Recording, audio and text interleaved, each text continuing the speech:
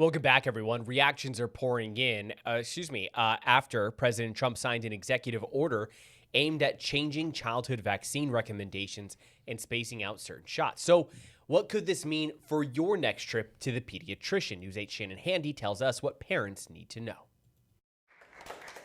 President Trump signed an executive order Monday recommending a reduction in the number of routine childhood vaccines from 18 to 11. The order also encourages states, when possible, to administer the measles, mumps, and rubella vaccine as 3 separate shots given at different visits. Together, there could be a possibility they're quite lethal, and separately, it looks like they are not at all lethal, but just very effective. The president called the move a major victory for parents and religious rights, but many medical experts are pushing back, including the American Academy of Pediatrics. What I expect to happen is there are going to be more confused and fearful parents that are going to be coming into the pediatrician's office to ask questions. The president has long raised concerns about whether the number and timing of childhood vaccines could be linked to autism.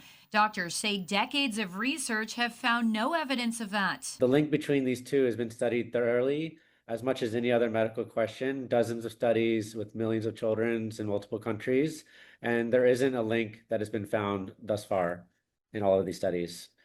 So reopening this topic isn't really following the science. So what does this mean for parents? For starters, the MMR vaccine is not currently available as 3 separate shots in the United States.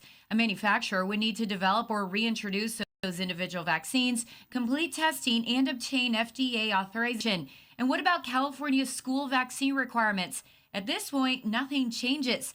California has its own vaccination laws, so the president's order does not automatically change state requirements.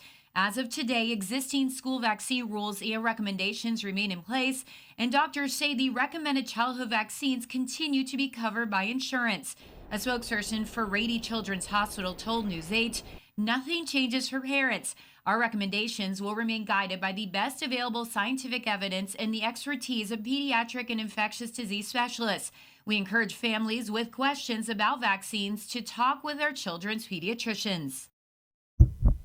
All right, and Shannon Handy here joining us right now in the Right Now studio. Shannon, thank you so much. So I think that's sort of the confusion is really the overwhelming factor, I think, that's playing a lot out of this story.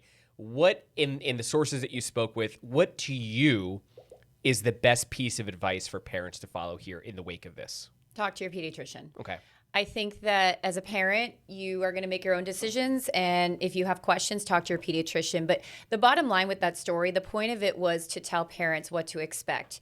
Does that mean the next time I go to get the MMR, I'm actually going 3 separate times? No, because as I said in the story, in the United States, we don't have the MMR vaccine as 3 separate doses. It's all in one vial.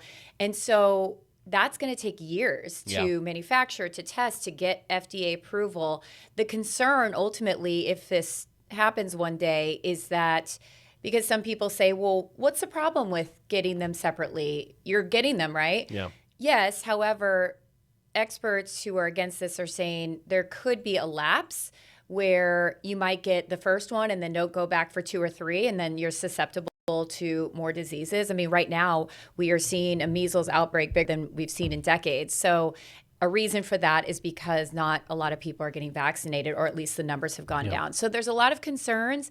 On the flip side, there's people saying, bravo, President Trump, give parents back their choice. But overall, nothing changes right now. And I just wanted to make that clear. The point that some people have made, though, is the collateral of the, it's not as simple as parents now just get their choice, because in sort of the rationalization of this is too many vaccines, your kid might get autism. Like we know that the president believes that. And so there might be people now who are too scared to go get the vaccine. Yes. And that could be a collateral effect of this. Exactly. And that is a big part of this. And that's why doctors, if you've seen on the network or local news, a lot of people, the American Academy of Pediatrics, the CDC, they are all firing back at the president saying, please don't say this because it's not true.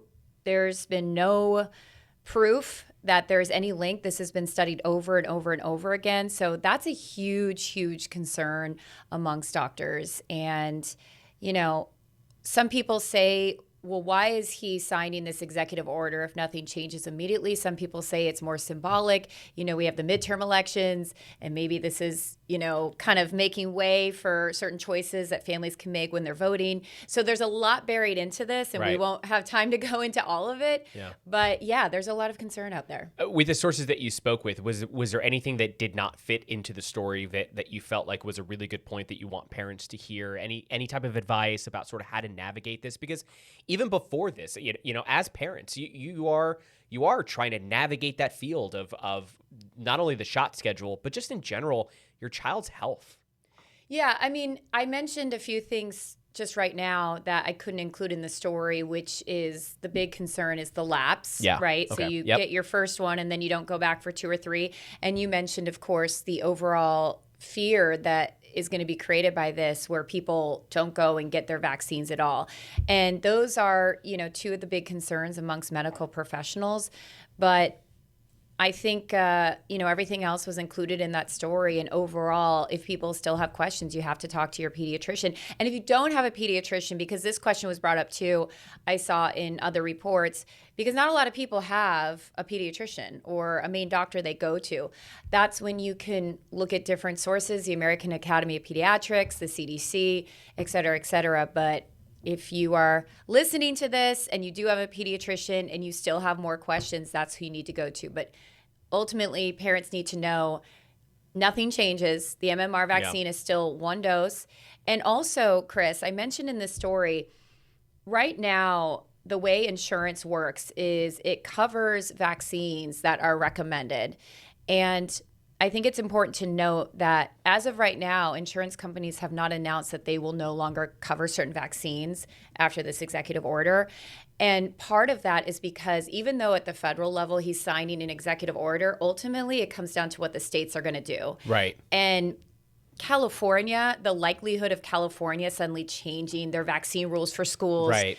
the list of recommended vaccines, California will likely not be one of the states to switch over. And I believe, if I'm not mistaken, California, Oregon, Washington, and it might be Arizona. I'm not sure, but they formed a coalition, if you will, of states to sort of, in anticipation for this, try to have like their own sort of guidance for parents. I don't know what the status of that is, but I don't know. Did anybody mention that? It wasn't mentioned, but Okay. I've read that there are certain states, Yeah. I believe 4 of them, and California is one of them, where they are kind of digging their heels in and saying, well, we're not going to follow Right. federal recommendations. We're going to do our own thing, which at this point they have a right to do. But keep in mind, what we've seen with this administration is that if you as a state, Governor Newsom and President Trump, they obviously don't get along. If you decide not to go with what the federal government is recommending, a lot of times that results in less funding for the state. And so that is something